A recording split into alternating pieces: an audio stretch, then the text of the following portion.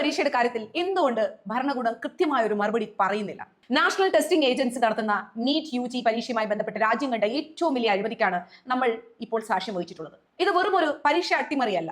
ഇത് രാജ്യത്തെ സാധാരണക്കാരായ ലക്ഷക്കണക്കിന് വിദ്യാർത്ഥികളുടെ ഭാവിക്കും അവരുടെ മാതാപിതാക്കളുടെ കഠിനാധ്വാനത്തിനു മേൽ ഭരണകൂടവും പരീക്ഷാ മാഫിയകളും ചേർന്ന് നടത്തുന്ന ക്രൂരമായ കടന്നാക്രമണം തന്നെയാണ്. വർഷങ്ങളോളം 24 മണിക്കൂറിലധികം ഉറക്കമൊഴിച്ച് പഠിച്ച മിടുക്കരായ കുട്ടികൾക്ക് അഴിമതി കാരണം ജീവൻ ഒടുക്കേണ്ടി വരുമ്പോൾ അധികാരികൾ തങ്ങളുടെ കസേരകളിൽ സുരക്ഷിതരായിരുന്ന് പൊള്ളയായ വാഗ്ദാനങ്ങൾ നൽകുകയാണ്. ചോദ്യപേപ്പർ തയ്യാറാക്കാൻ നാഷണൽ ടെസ്റ്റിംഗ് ഏജൻസി ചുമതലപ്പെടുത്തിയ സബ്ജക്ട് എക്സ്പേർട്ടുകൾ തന്നെ ആ ചോർച്ചയ്ക്ക് പിന്നിലുണ്ട് എന്നത് ഈ സംവിധാനത്തിന്റെ ഉള്ളിലെ ജീർണത വ്യക്തമാക്കുന്ന കാര്യമാണ്. ലാത്തൂരിലും പൂനെയിലും NDA പാനൽ അംഗങ്ങളെ വരെ CBI അറസ്റ്റ് ചെയ്യേണ്ടി വന്നു. കോടിക്കണക്കിന് രൂപയുടെ മാഫിയ ഇടപാടുകളിലൂടെ ചോദ്യപേപ്പർ 30 ലക്ഷം മുതൽ 50 ലക്ഷം വരെ വാങ്ങി പണമുള്ളവരുടെ മക്കൾക്ക് വിറ്റഴിക്കുമ്പോൾ സാധാരണക്കാരായ കുട്ടികളുടെ കഠിനാധ്വാനത്തിന് ഈ വ്യവസ്ഥയിൽ എന്ത് വിലയാണുള്ളത്? ഈ ഭരണകൂട നയങ്ങളുടെയും പരീക്ഷ അട്ടിമറിയുടെയും കടുത്ത മാനസികാഘാതം താങ്ങാനാവാതെ നിരവധി വിദ്യാർത്ഥികളാണ് ജീവൻ വെടിയുന്നത്. PUC പരീക്ഷയിൽ 92% മാർക്ക് വാങ്ങി ഉയർന്ന നിലയിൽ വിജയിച്ച കലബുർഗി സ്വദേശിനി ഭാഗ്യശ്രീ രാജശേഖർ പരീക്ഷ അട്ടിമറിയും റദ്ദാക്കലും ഉണ്ടാക്കിയ അനിശ്ചിതത്വത്തിലാണ് ആ കുട്ടി ആത്മഹത്യയിലേക്ക് പോയത്. 3ാം തവണ നീറ്റ് പരീക്ഷ എഴുതി 650-ലധികം മാർക്ക് വാങ്ങാൻ യോഗ്യതയുണ്ടായിരുന്ന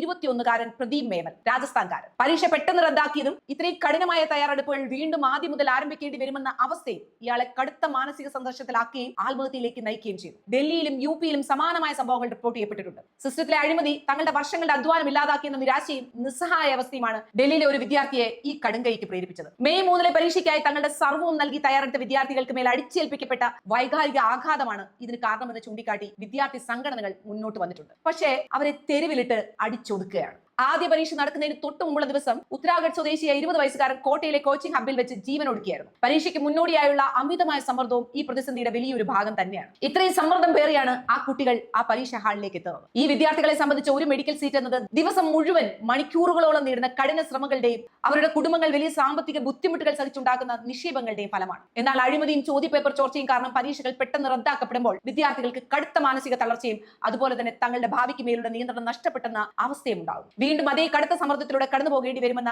ചിന്ത അവരെ കടുത്ത ഭീതിയിലാക്കുകയാണ് ചെയ്യുന്നത്. ഡൽഹി, ഹൈദരാബാദ്, കോട്ട തുടങ്ങിയ സ്ഥലങ്ങളിൽ നിന്നും പരീക്ഷ റദ്ദാക്കലിന് പിന്നാലെ വിദ്യാർത്ഥികളുടെ ആത്മഹത്യകൾ റിപ്പോർട്ട് ചെയ്യപ്പെടുന്നുണ്ട്. തങ്ങളുടെ വർഷങ്ങളുടെ അധ്വാനം ഇല്ലാതാക്കിയ വ്യവസ്ഥയോടുള്ള നിസ്സഹായ അവസ്ഥയാണ് ഈ കുട്ടികളെ മരണത്തിലേക്ക് നയിക്കുന്നത്. ഒരു ജനാധിപത്യ രാജ്യത്ത് 22 ലക്ഷത്തിലധികം വിദ്യാർത്ഥികളുടെ ഭാവിയെ ബാധിക്കുന്ന ഇത്രയും വലിയൊരു സ്ഥാപനപരമായ പരാജയം ഉണ്ടായിട്ടും ഭരണകൂടവും വിദ്യാഭ്യാസ മന്ത്രാലയവും കടുത്ത നിസ്സംഗതയാണ് പുലർത്തിക്കൊണ്ടിരിക്കുന്നത്. ഈ വലിയ പരീക്ഷാ സുരക്ഷാ വീഴ്ചകളുടെയും അഴിമതികളുടെയും പശ്ചാത്തലത്തിൽ കേന്ദ്ര വിദ്യാഭ്യാസ മന്ത്രി ധർമ്മേന്ദ്ര പ്രധാൻ സ്ഥാനം രാജിവെക്കാനോ ഉത്തരവാദിത്തം ഏറ്റെടുക്കാനോ തയ്യാറാകുന്നില്ല എന്നുള്ളത് കഷ്ടം പിടിച്ച കാര്യമാണ്. പൊള്ളയായ അന്വേഷണ പ്രഖ്യാപനങ്ങൾക്കപ്പുറം വിദ്യാർത്ഥികൾ കൃത്യമായ ഒരു സുരക്ഷ ഉറപ്പാക്കാൻ സർക്കാരിന് കഴിയുന്നില്ല എന്നുള്ളത് സത്യം തന്നെയല്ലേ? ഇത് ആവർത്തിക്കുന്ന വീഴ്ചകളല്ലേ? മുൻപും ഇത്തരം ക്രമക്കേടുകൾ ഉണ്ടായിട്ടുള്ളതല്ലേ? എന്നിട്ടും വീണ്ടും അതേ സുരക്ഷാ വീഴ്ചകളും അഴിമതികളും ആവർത്തിക്കപ്പെടുന്നത് ഈ സംവിധാനത്തിന് തികഞ്ഞ അനാസ്ഥയാണ് കാണിക്കുന്നത്. വിദ്യാർത്ഥികളുടെ ആത്മഹത്യകളെ വെറും കണക്കുകളായോ ഒറ്റപ്പെട്ട സംഭവങ്ങളായോ കാണാൻ ഇനി നമുക്കാവില്ല. മനുഷ്യജീവനേക്കാളും കുട്ടികളുടെ ഭാവിയെക്കാളും അഴിമതിക്കും ബ്യൂറോക്രസിക്കും പ്രാധാന്യം നൽകുന്ന ഈ ക്രൂരമായ നയങ്ങൾക്കെതിരെ നമ്മൾ ശബ്ദമുയർത്തിയേ തീരൂ. പൂർണ്ണമായ സുതാര്യതയും പരീക്ഷാ സംവിധാനത്തിന് സമ്പൂർണ്ണമായ